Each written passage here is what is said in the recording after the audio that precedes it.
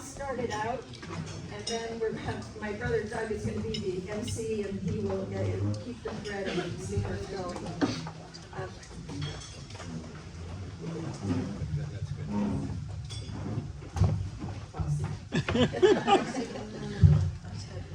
So I'd like to first of all thank everybody today for coming to honor John's legacy. As hard as it's been to lose my best friend of 35 years, I couldn't have made it through the last few months without you all. There are so many to thank for so much, but you've all played a huge part of our survival, both before John's death and having helped me carry on since his passing. Before I say any more, I want to send a huge thank you to Dr. Siva Kantuk, who is not able to be here because she had to give a big presentation at the Oncology Convention in Chicago. She was so instrumental in putting together all the details for today's event. She and Jen Uder and others went out of their way to make sure that I didn't forget anything. So if we forgot anything, it's not their fault. And to Raina also for my work, for all that she did to make bookmarks and work on the programs, etc. She will also be hearing, you'll be hearing from her as well. I know many of you have met John's children, Johnny, Vanessa, and their families, but also his brother Charlie and his wife Maritza are here as well. You will meet up with them today and hear their stories as today goes on. But also, with my heart filled with gratitude, I have to say we could not have made it through the last 10 months without Gloria and Jose, who were at our house every weekend, making breakfast, helping clean whatever needed to be cleaned, whatever they could do to help make things better. A special thanks also to our Vietnamese friends Lee and Joe and Felix, and our daughter-in-law Ramiko for the gorgeous flowers they provided for today. Before I go any further, I'd like especially to welcome my siblings that are here from the Midwest, as well as my niece Rachel, visiting from New York City and Boston. It means the world that they've made the sacrifice to show me their support during this tough time. You'll meet them all, but especially Doug, as he has kindly agreed to be the MC and help us keep the thread going for the speakers and their stories. I ask only that you're not going to believe one thing he says about me. Unless he says I'm the world's best big sister. To all the neighbors here who helped us pick up the pieces with every mishap, taking us to doctor's appointments, all events too numerous to mention, I send my sincere gratitude, as would have John. Couldn't have done it without you guys. Also, a special thanks to the faculty members and staff of my current job that are here for the support they've shown me through so many upside-down difficulties. And then I'd lastly especially like to thank the members of the FBI who John and I had the privilege to work with during our past careers. Paul from San Diego, Brenda from Washington State, Stephen from Hawaii, and all the wonderful local bureau members, especially Lucy and Brian Lane and other local co-workers who've been so instrumental in helping me figure out how to go forward from this tremendous loss. There are just so many stories to be told about the Renaissance man that John was. It's impossible to adequately list his many talents. They're too numerous to mention, but I'd like to touch on a few before others tell their stories. When John and I met, he was on the tech squad, and I was living undercover. I was told about this tech agent who could do absolutely anything and hide whatever it was we were trying to do. They told me he was super talented and a sweetheart, and that I should meet him. Well, at that point, I was almost 38 years old, and I had met all the nice men I ever wanted to meet. Sorry, fellas, but that was kind of a misnomer. But good friends, who couldn't be here today, introduced us, and we had a wonderful 35 years together. As hopefully you could see by the photographs on the table, John was a tremendous photographer, and he taught photography to police officers for the FBI. He had an eye for things that not everybody did, and it was indeed a gift. And I'd like to read something that Doug's son, Sam, when he sent his sympathy card, he said, "We'll be thinking and praying for you. A few years back now, we got a nice Canon camera. I had already, but now I will definitely think of John when we capture life's precious, fleeting moments with family and friends." Anyway, that was pretty cool. And not only that, but John had incredible skill at teaching himself what he needed to know. Sorry. There we go. Okay. There's a picture on one of the tables that shows John sitting outside of a harbor in Hawaii, sometime in the late 70s, early 80s, where he and a couple of friends had just sailed a boat that they delivered from Los Angeles to Hawaii. This was long before GPS systems or fancy phones, so John went off to the library and checked out a book on celestial navigation, and he navigated their way from Los Angeles to Hawaii by the stars. If that would have been me, you'd still be looking for us. In fact, I'd probably be in the drink with John right about now. And anybody here that knew John knew that he had collections of many different things that he enjoyed as his hobbies, and his skills were indeed endless. And especially important to him were his tools. I distinctly remember that we were working on some kind of a project on the house when we first got married. I had an assignment, and I took one of his pliers, and I was a little distance away from him, and then I finished what I was doing. I went over to whatever we were doing together, and he said, "Where did you put that pliers?" And I said, "Oh, it's over there where I was working." And he said, "Oh, no, that isn't how this works. Put that back exactly where you found it." I never did that again. As most of you know, he had so many tools, but he also really liked the different containers to put them in. One story I remember so well, we'd only been married for a year, and we were both in the San Jose office when we got a call Tuesday night after Memorial Day weekend that there had been a kidnapping of an executive in the Silicon Valley. It was all hands on deck, as always in a kidnapping, so we had to package up everything we needed and head to San Jose. When we got there, most of the people in the office were already there, and we were all given different assignments according to what was happening with the case. John's assignment was to continue to cover leads that came up where you had to interview people and go to businesses, to see who saw what, etc. My job was the odd job of an assignment, which was to disguise a female agent to look like the daughter of the victim, because the daughter of the victim was the one taking all the orders and demands from the kidnappers. They put in their orders about what they wanted, and we tried to follow exactly what they wanted. People's lives are at stake, so we had to.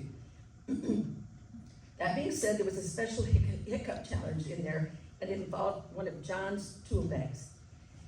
Okay, these are the tool bags. He had like 4 or 5 of them. And in fact, we used them for everything. And we had used one of them to package up our stuff when we went home the Wednesday after this. We had gone down there the second day. We took a quick nap for an hour. We packed everything we needed in one of those babies, and we went home. We literally left home on a Tuesday and got home on a Saturday night. One of the demands that the kidnappers made was that they wanted their ransom money dropped in the middle of the night in a very secluded spot, and they wanted whoever was dropping it, i.e. the daughter, to make sure that they were dressed completely in white, because they wanted her to drop the money at like midnight. The very important aspects of these cases has to do with listening very carefully to the demands and requests of the kidnappers. As it was my job to meet their demands with the physical aspects, I made sure we had the right clothes, etc. Then when the call came in about that, it also mentioned they wanted the money in a backpack. I listened carefully. It did not say they had to be a white backpack. It just said they wanted the money in the backpack. That being said, that's what I told everybody when we headed off to Eddie Bauer to buy whatever we needed to help with those disguises. When we came back, we were told by those listening carefully to the instructions that while I was gone, the kidnappers called again, and this time they said it had to be a white backpack. As such, I set off to find out who on earth would make a white backpack. There was one in the United States on a shelf in Utah, and it cost $400. This is the truth. Now the time of day, it was about 4 o'clock in the afternoon, and there was no way I could get that backpack from Utah to us in time. So I also knew that I had to come up with another solution. Then it dawned on me. I had a white tool bag in the car, which we had thrown our clothes into when we left Pacifica on Wednesday. I knew my possible solution. I basically went out to the car, I turned that baby upside down, I dumped all of our clothes in the trunk of the car. Now I look back, as we'd only been married a year, I guess I was a little braver about not showing the reverence he expected with things like his tools or tool bags. Now I realize when he was so upset about that, I was standing in front of him, but he probably had smoke coming out of his ears. He said, "What are you doing? We'll never get the money back you just spent at Eddie Bauer's." Well, I had a job to do, and so I said, "I promise, John, I'll make this back into a tool bag, but now I need to make it into a backpack that will hold $650,000 in cash. It won't take very much." So I asked him to please take me to Beverly's Fabric down the street to make the transition from tool bag to backpack so I could buy the supplies. Now, I needed to make this into a backpack because I didn't have the time to go from San Jose to Pacifica and back again to have it all ready by 6 o'clock deadline. As such, next I asked him to please stop at a dry cleaner's. When we went in, I said, "FBI, I can't really tell you why, but I really need to use your sewing machine." The owner said, "Well, you're more than welcome to do that, but my air conditioning is broken." And I have to let you know, that was the one day I decided to wear a sweatshirt to cover up the gun. Bad day. Meantime, John took a look at that, he listened to the air conditioning, and he said to me, "Call me when you're done, and I'll pick you up." He did so. And a quick aside before I tell the rest was that when we got back to the office, after I had done all that, he said several agents came up, to include the boss, and very sheepishly informed me that they'd listened to the tape again, and they'd since realized that the kidnapper's demands did not say that it had to be a white backpack. Oh my God, I wanted to kill somebody. I don't think I'm supposed to say that, but anyway. Let's see. All right, look at my page here. Okay. Oh, I did it in the wrong place. I'm not finished. I just apparently missed a paragraph. But the most important part of this story is that John was the kind of person, after the case was solved, and everybody's, you know how it is, everybody's walking around, patting themselves on the back, but John didn't do that. He went to his computer, he sat down, and he wrote thank you letters of gratitude from the FBI to private businesses, to private citizens, to say thank you for all that they had done to help us with the case. But that was John. And the first one he wrote was to the dry cleaners. And he said, "I really need you to go with me. We're gonna deliver this one in person." So we did, but I might add, the guy was really thrilled, but I didn't get one of those thank you letters, and I just thought you should know. He wasn't too grateful to me.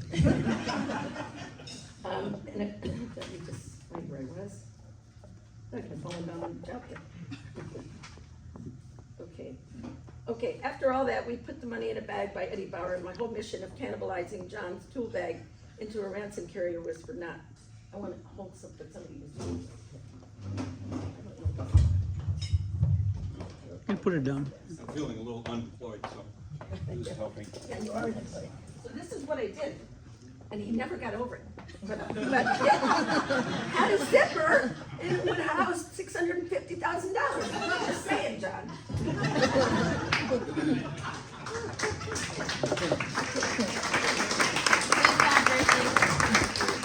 So being married to John, there were continual surprises, like in any marriage. And one of them occurred just as recently as last October. Many of you know that several days after I had surgery on my retina, John had a bad fall and ended up in San Francisco General Hospital in their trauma center for 5 days. The first night there, he said to one of the doctors when they were working on him to get him admitted into the hospital, he said, "When I was in college, I used to come to this hospital a lot." And I thought, why? And he said, "I brought my guitar and I sang to the kids." That's the kind of person he was, and the kind of many surprises I learned about him in those 35 years. And I promise the last story I want to tell, I tell with an inordinate amount of pride, is that we'd been married for around 10 years when I was sent back to Washington, TDY, like all of us were, after 9/11. During one of those visits, this complete stranger in a support position, after being introduced to me, said, "Seaman, do you know a John Seaman?" And I said, yes, pretty well, I married him. Then after a brief pause, his reply was, he was the smartest man I ever met. I don't know if these are all in the wrong place here. Sorry. Anyway, what happened was, I remembered, yeah, no, I'm struggling with this. Oh, here. Okay, here it is, yeah. You can hold that. Okay. Some of you may be aware that John was very instrumental in getting our hostages out of Iran in the late 1970s. At that point, I didn't know the extent of it. All I knew was that at one point when we were dating, he told me he had this person and a religion that he wanted to work with, and that he felt the need to understand how this person thought. As such, he went out and bought a copy of the Quran and read the whole thing to better understand how this person and country worked and thought. Unbeknownst to me at that time, John was literally the brains behind getting the hostages out. And what this person told me after that was that after the hostages were released, John was then brought back to Washington, D.C. to set up the first counterterrorism squad. Now, I had been married to him for 10 years at that point, and he never told me that. He just told me that he had gone out and bought a holy book and read the whole thing. No one I knew would have done that except John. The guy was truly amazing. As an aside, for those of you who've seen the movie Argo, you'll appreciate that we watched it together, I think twice, on an airplane, and the whole time I was asking him all the way through it, is that how it happened? He would quietly nod his head and inform me of the details. So with that said, there's more I need to finish with, but I would like to pause here and say that last thing, my friend Kim Schroeder is here, who is one of those people that just always knows the right thing to do to make someone feel better. The most amazing latest gesture was that she sent me a text as we were going to get on the boat to spread John's ashes at sea. She sent me this incredible poem that I received as we were on the boat. I love reading it, and it's so like John is speaking to us from the sea. But there's no way I can read it out loud without getting choked up. It's just one of my favorite things that Kim has done for me, and there are so many. Therefore, I asked my niece Rachel, of whom John and I have always been enormously proud, to please read this for me, and it's John speaking to all of us.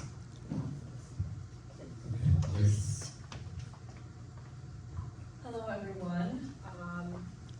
So this is from Kim. I am part of the deep and beautiful ocean, the waves and the tides, true life in motion. My soul is in the ever-changing seas. I am part of the mist that blows and breathes. I am in the calm. I am part of the storm. I am in the sun rays, so golden and warm. I am all around you. I am still here. When you feel alone, please know I am near. Love is eternal, a light that's not gone. In the stillness, you'll hear me. I'll whisper my song. When you feel the pain because your heart grieves, please know I am not lost. I am part of the seas. Thank you so much. Also, before I turn this over to Doug, I do want to make sure that everybody's aware that there are bookmarks to honor John's voracious reading habits and to commemorate his life and death. They're over by the door by where you sign the book, and there's a bowl of Hershey's chocolate kisses in honor of the fact that he would take those around the office to anybody that was sitting at the desk that he thought might be bored, and he would give them a Hershey's kiss. Then when he retired, he turned those Hershey's kisses into a container in the garage, and when the neighbor kids came over, he would ask them if they wanted a dead bug or a rusty nail. First they looked at him pretty funny until they realized they were just chocolate kisses. So he did that with a lot of finesse. And I would like you all to take a bookmark home. And then my friend Raina from work, you want to talk about it now? Sure. Okay. Raina made these beautiful, she made these beautiful packets for each of us to take